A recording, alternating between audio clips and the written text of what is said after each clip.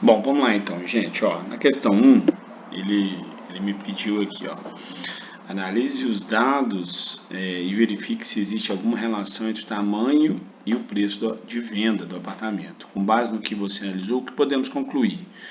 Bom, a gente peguei os dados, né? A forma mais prática da gente analisar isso é a gente plotar um gráfico de dispersão. O gráfico de dispersão vai mostrar como é que as duas variáveis, né, estão dispersas, né, entre suas observações. Nesse gráfico, o eixo X aí, né, de 0 a 250 representa o tamanho do apartamento e no eixo Y a gente tem um preço. E cada pontinho desse aqui é um apartamento. Por exemplo, aqui, ó, esse pontinho aqui é um apartamento que tem um tamanho de entre 100 e 50, tamanho dele, e ele vale entre 50 e 1000, mas mais próximo de 500, na verdade, entre 500 e 1000, mais próximo. Aqui é outro apartamento, aqui é também um apartamento, olha. Esse apartamento ele tem um tamanho de mais ou menos aqui 200, não, 170, né? Vamos pôr uns 160, 170, e ele está valendo mais de R$ 1.500 o preço dele. Então, o que o gráfico está dizendo? Está dizendo que existe uma correlação positiva, altamente positiva entre o tamanho do apartamento e o preço desse apartamento, já que os pontinhos ou as observações elas estão plotadas e formam, a gente poderia traçar uma reta entre esses pontos aqui, né, uma reta que seria uma regressão linear. Então, a análise do gráfico de dispersão permite concluir que preço e tamanho do apartamento são positivamente correlacionados, beleza? Se a gente fosse calcular, por exemplo, correlação linear entre as duas variáveis, ele daria um coeficiente positivo e provavelmente muito próximo do valor 1, que é o valor máximo dele. Na questão 2, vamos lá. Utilize o Excel para apresentar um modelo de regressão para os dados da planilha. Interprete os parâmetros do modelo. Eu mandei o Excel, né, para vocês. É o mesmo cálculo, né, daquele exercício que eu tinha feito anterior, porque os dados são os mesmos. Então a gente usa o Excel, tem um comando lá, regressão linear, mas dá para fazer à mão, dá um pouquinho mais de trabalho, tem que calcular a média, tem que calcular a variância, enfim. Geralmente se usa o Excel mesmo. E aqui nós temos uma reta de regressão que a gente encontrou, onde Y é o preço do apartamento, 222 é o intercepto do apartamento, poderia, o que a gente chama de beta 1, né?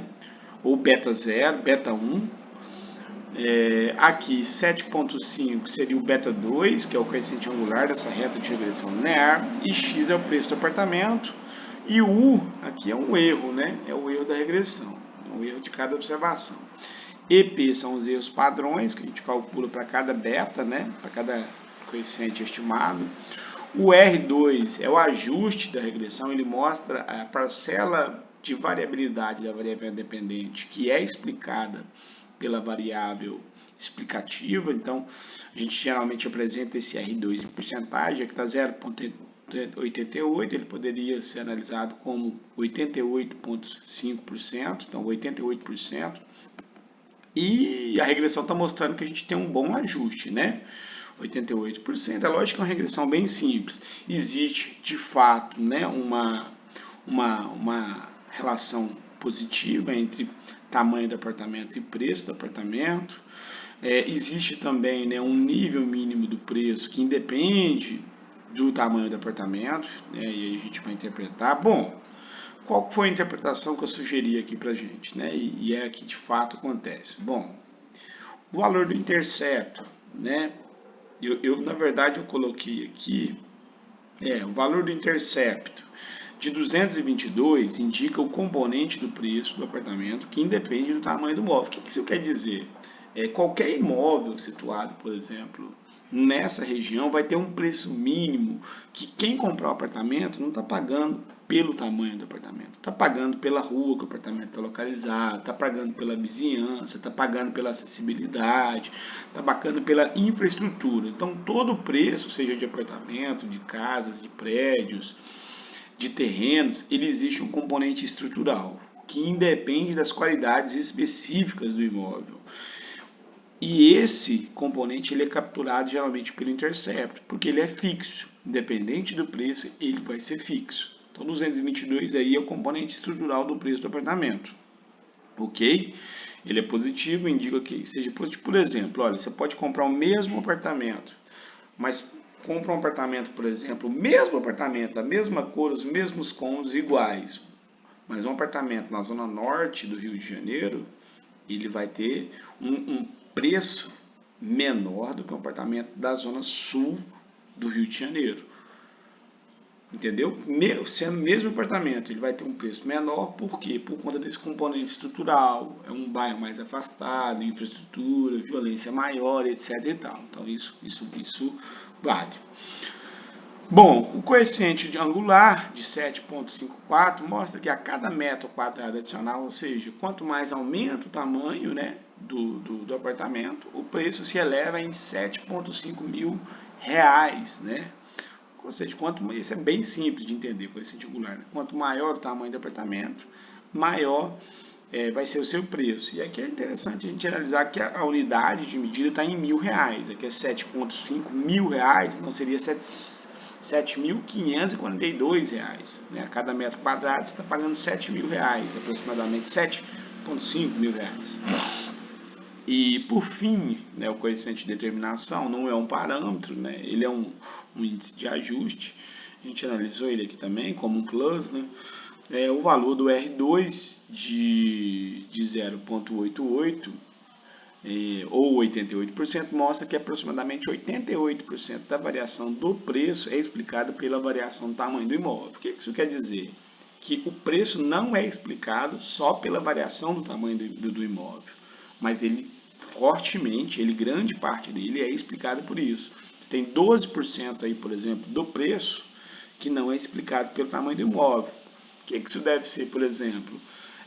Deve estar relacionada, por exemplo, a questões mais específicas do condomínio, talvez cada condomínio aí, ou você, por exemplo, pode ter questões aí explicadas, por exemplo, pela variação do salário mínimo, pela variação da renda, pela taxa de crescimento econômico. Quanto maior a taxa de crescimento econômico, maior, por exemplo, tende a ser aumento do preço. Então, o coeficiente o R2, ele explica a parcela, né, da variação do preço, que é explicada pela variação do apartamento. Na questão 3, ele pediu a teste a hipótese de o coeficiente angular ser zero contra a alternativa de que ele seja positivo, considerando 10% de significância. Fixei H0, ou seja, o beta 2 é igual a zero, ou beta 2 seja positivo. O detalhe aqui é a gente montar a estrutura do teste. Né? A gente vai fazer um teste de student, e não é um teste bilateral, porque a gente quer saber se ele vai ser maior do que zero. Então é um teste unicaudal. Né?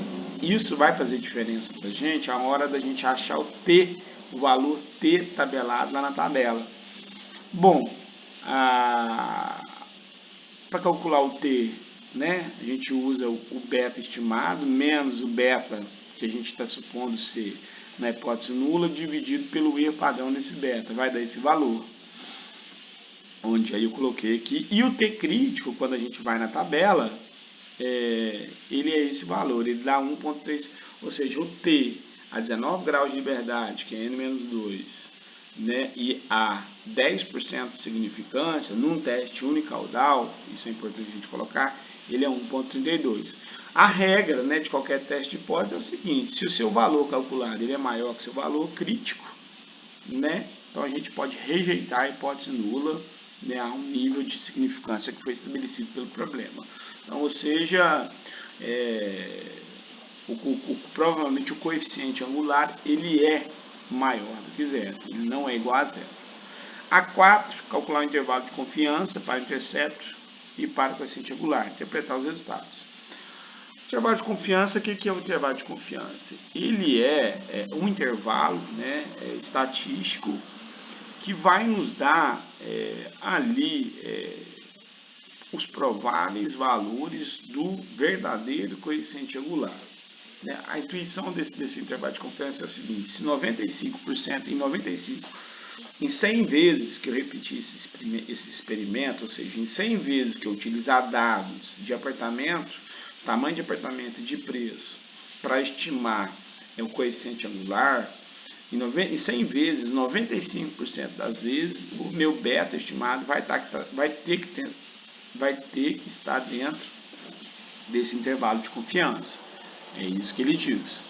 E a forma do intervalo de confiança, ela é bem tranquila, né? Qualquer intervalo de confiança, né? Ele vai ser o beta estimado, mais ou menos, porque é menos, vai ser um valor menor que o beta, e mais, porque vai ser um valor superior, vezes o t, que é a estatística t de estudo de tabelada, vezes o erro padrão, né?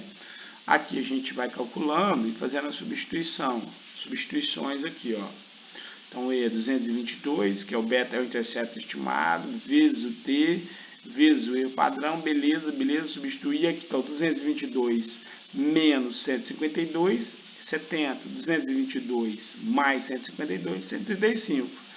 Então, o que ele está me dizendo aqui? O intervalo me fala que em 95% das vezes que foi estimado o intercepto, né, em 95% das vezes o intercepto tem que estar, né, entre 70 e 375. Então, não faz sentido alguém imaginar que o intercepto esteja fora desse intervalo de confiança.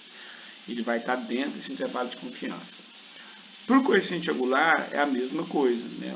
A gente repete o mesmo procedimento, só substituindo os valores. O t é o mesmo, o erro padrão aqui se altera, como a gente pode perceber aqui, né? E o intervalo de confiança vai me dizer, olha, que em 95% das vezes que a gente efetuar esse exercício de estimação de coeficiente angular, o meu beta ele tem que estar entre 60 e 6,23 e 8,24, ok? Então é isso que o intervalo de confiança me fala.